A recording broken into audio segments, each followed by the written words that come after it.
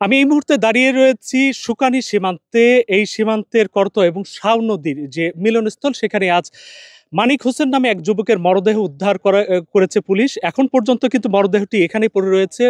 আমরা স্থানীয়দের সাথে কথা বলেছি এবং প্রশাসনের লোকজনের সাথে কথা বলেছি। তারা আমাদেরকে জানিয়েছেন যে এই মানিক হোসেনের যে মরদেহটি পড়ে রয়েছে সেই মরদেহটি কিন্তু গুলিবিদ্ধ এবং তার পেছন থেকে গুলি প্রবেশ করে মুখের সামনের অংশ দিয়ে বেরিয়ে গেছে, এমন একটি চিত্র কিন্তু তারা দেখেছেন।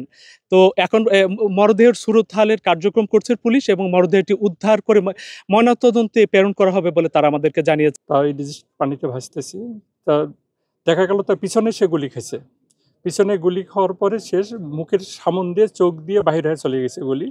এটা একদম ক্লিয়ার যে সে গান শুটিং হয়েছে, ক্লিয়ার বোঝা যাচ্ছে। আমরা ইনকোয়ারি তৈরি করতেছি এবং পোস্টমর্টম করার পরে বিধি মোতাবেক আমরা আইনগত ব্যবস্থা নেব। আমরা স্থানীয় মানুষের সাথে কথা বলেছি। তারা আমাদের জানিয়েছেন গত 14 আগস্ট ভোরে এই একদল মানুষ যারা সীমান্তে গিয়েছিলেন গরু আনার জন্য এবং এই মানিক হোসেন কিন্তু তাদের সাথেই সীমান্তে গিয়েছেন এবং সেখানে কিন্তু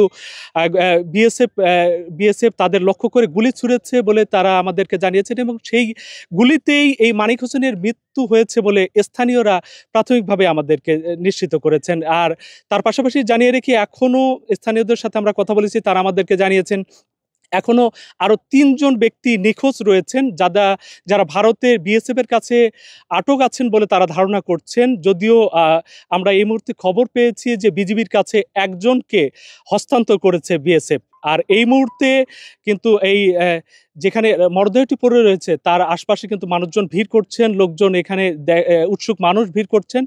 তবে স্থানীয়দের একটি দাবি যে যারা সীমান্তে যদি কেউ অপরাধ করে থাকে তবে তাদেরকে প্রচলিত আইনে, ভারতের আইনই যেন বিচার করা হয়।